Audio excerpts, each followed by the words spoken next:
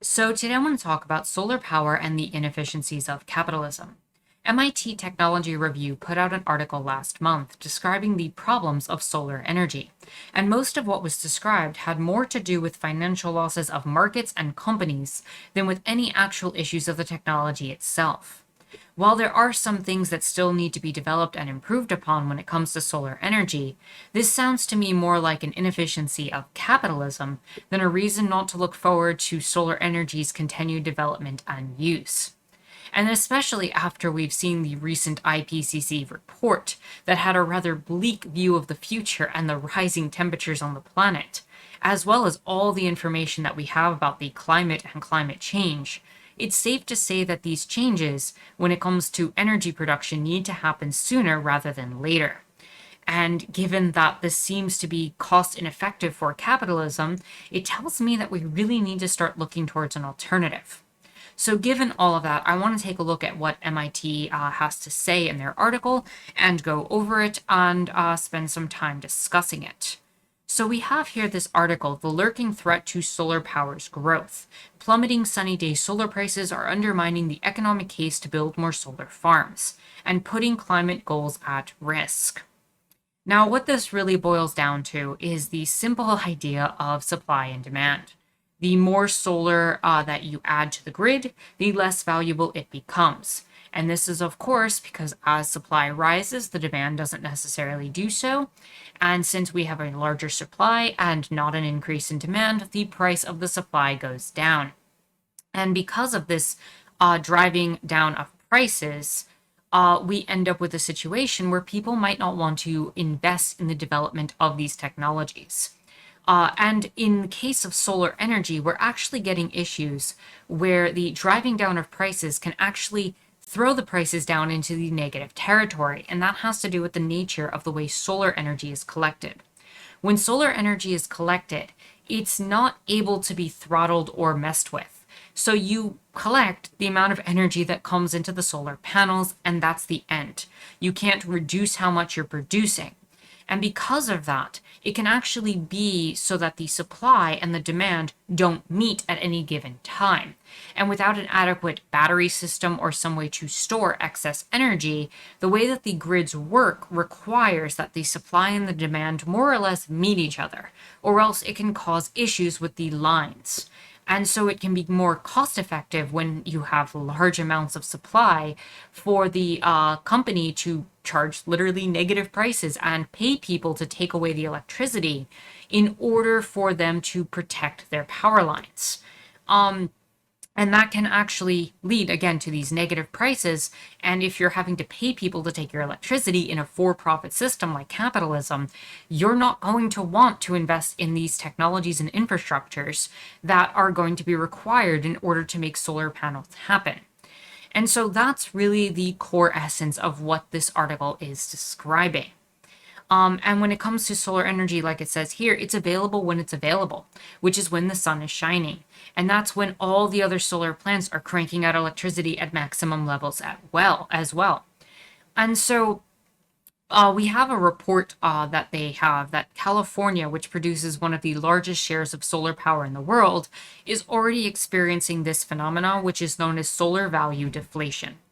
Now, when we look at that article, we find that as a result, we are finding that some degree of future subsidies, either in the form of current tax incentives or future nominal technology neutral mechanisms like carbon pricing or clean energy standard, will likely be needed to sustain cost effective development of the high levels of solar over the next 3 decades, projected by the California Energy Commission.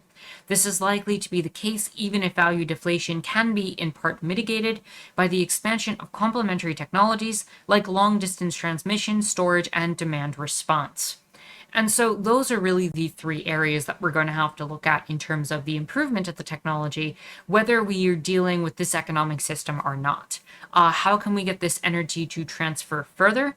How can we store it, essentially creating batteries, whether they be lithium ion or alternative battery systems to store it so that it can be used in non-energy producing hours? And how can we deal with the demand response to equate it as much as possible to the energy supply? And so That is a real issue when it comes to all of this. But getting back here, we have that the state's average solar wholesale prices have actually fallen 37% due to the average electricity prices for other sources since 2014. According to the institute that we just looked at, in the words, utilities are increasingly paying solar plants less than other sources overall due to these fluctuating generation patterns. And so, what we're really getting here is an inefficiency in the way that capitalism functions. And this is a problem. And this is going to be a problem as we start to develop more and more technologies that are considered renewable and that are considered to be easily fixed or repaired.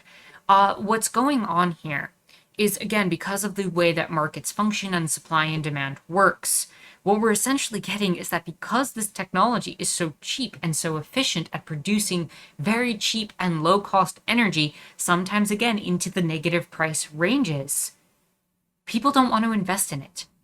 And that means that it could be, again, like it says here, difficult to convince developers and investors to continue building even more solar plants where they will likely lose more money. And in fact, California construction has already been flat since 2018, since nobody really wants to start losing money. And so what we have here is a system that prioritizes growth of economy, of consumption, and of all these other things, but doesn't seem to work with what's best for the environment. And that's quite apparent if you really look into the way capitalism functions. The continued models of growth, of trying to exploit more and more resources, is in direct contradiction to a value system where we want to protect the environment and we want to protect our resources and protect what's available and not produce more carbon emissions. Things that are becoming more scarce and where you can control output and essentially control how much energy is available, like oil and gas production, you can refer to it in the terms of economy, in terms of market. But something like the sun, which is widely available and free, that's something that you really can't charge for, especially after the infrastructure is put in place. And that means that it's not economically viable in this system, where people are more interested in profit than caring for the environment itself. And that means we have a problem with the efficiency of capitalism itself, not these technologies, not these resources, which are going to effectively produce something that will provide limitless energy without a lot of issues. And the few issues that are available do have solutions, and we'll talk about that very briefly. Now, this is going to spread outside of California in the near future, especially as we look forward. In a lot of ways, we can look at the California situation as a start to what's going to happen in other parts of the world.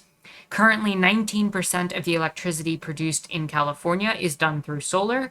Nevada and Hawaii have about 13%, and Italy, Greece, and Germany produce somewhere between 7 and 9% themselves. And so, what we're getting at is that we need more subsidies while we're under our current economic system. Now, obviously, one solution is to start moving away from a capitalist system.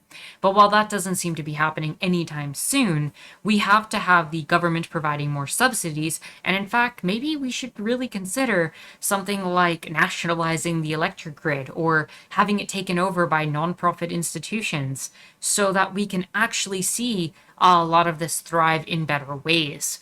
Nonprofits still probably won't be enough because it won't even cover the cost. So it really does come down to having the state take it over or nationalizing or, maybe in the future internationalizing it and making it so that this electricity is available for as many people as possible.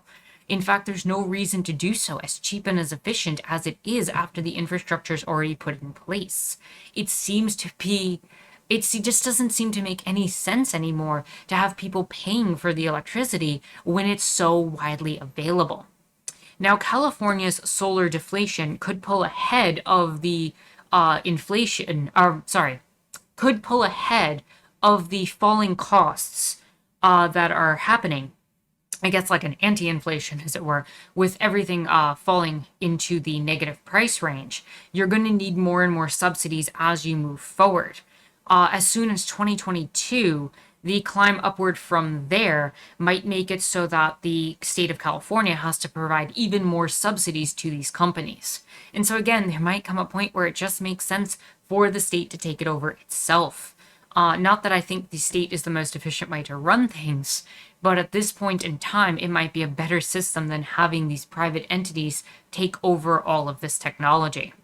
Now, at that point, wholesale pricing would be below the subsidized cost of solar in California and would undermine the pure economic rationale for building more plants. And that's the thing, under capitalism, this economic rationale doesn't really work, especially as by 2045, we might see a price point fall of 85%. And again, this means that the economic rationale and the needs of the planet are not in any way working with one another. And so when we look at the solutions to fix this, what we get are the following. Now, the solar sector can continue to try to push down the costs of new materials and technologies. So what we really need is some sort of new material to replace what it currently costs.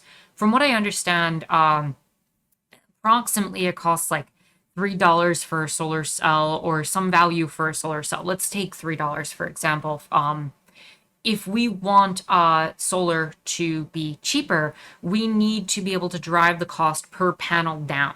If we're able to drive that down to, say, $1 or a quarter per cell, then perhaps we'd be able to make it so that these really cheap levels would make it work a little bit better under capitalism. Now, again, that's going to reach a limit at some point because eventually you're still going to reach the point where the infrastructure costs are not going to be paid back and the companies are not going to continue to generate profits. And as far as I'm concerned, we should be trying to reach a point if we have to have markets where we pay for the infrastructure and then we pay for the maintenance, and that's the end of it. We shouldn't have to deal with more than that.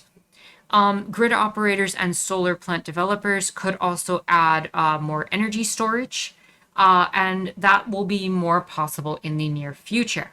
Again, there's lithium-ion batteries, but there's also other potential solutions that MIT scientists have developed in their own ways. We have that MIT scientists have developed simple methods for solar-powered water desalination plants. And because of that, we can mix that with an open loop pumped storage hydropower, which basically takes a lot of the energy that is gathered by these solar panels, and it uses it to pump water to a higher plane.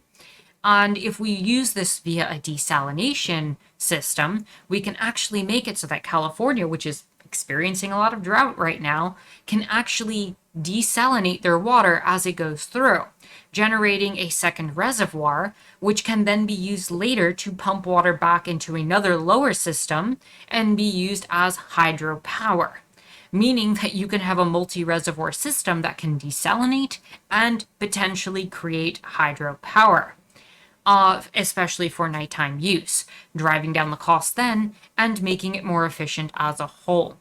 In addition to that, desalination, which generally is considered to have some brine that is made to be a side effect, that is something that has to be dealt with, can actually be turned into chemicals. And this is from MIT themselves, where the process is shown that waste material can be converted into useful chemicals. You can get sodium hydroxide and hydrochloric acid, both of which are used in the desalination process. So you can essentially turn a lot of the waste into not a major problem.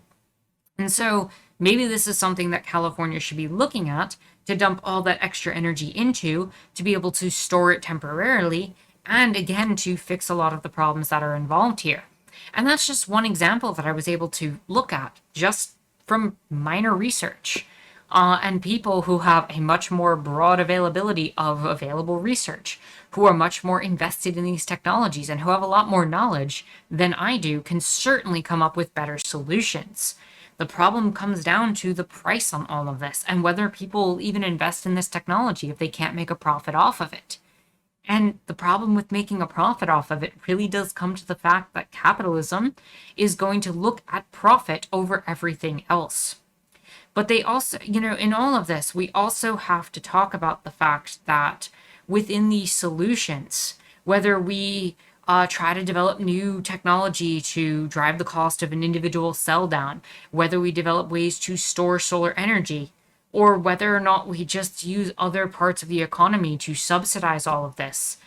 We talk about how we can make it so that the generation of this energy is more widely available at more times. We're going to come back to the same issue where capitalism is not necessarily in the same mindset as what the planet needs. And the good news is that with all of these, the transition to clean electricity sources is still viable and underway. So, with all of that, it's apparent that in our current economic system, to me at least, that something really does need to change. We have the potential solutions already to many of the technological limitations. Something like solar panels can be implemented, and it can be implemented en masse.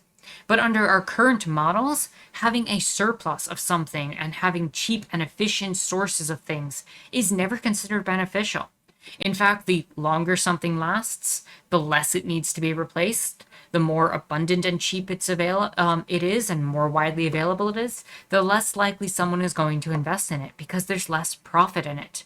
If you had a light bulb, for example, that was able to last for a decade, then somebody's going to get upset at the fact that they can't sell you more consistent light bulbs. If you don't have some sort of technology that is constantly failing and needs to be replaced, then there isn't profit in creating it.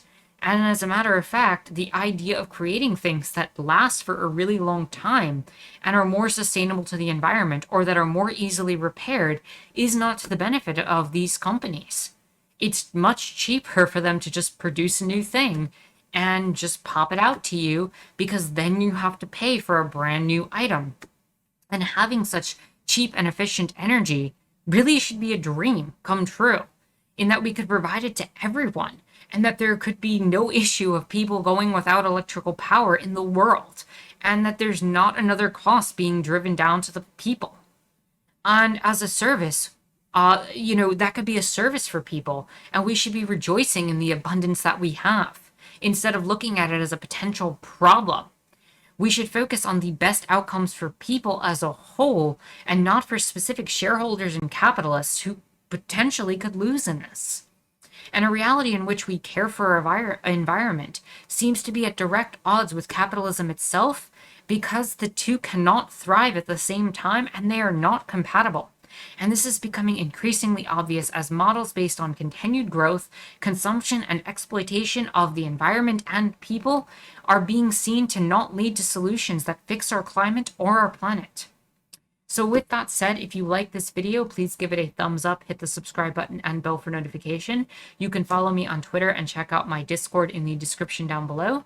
My name is Anarchist Tara, and I thank you for watching.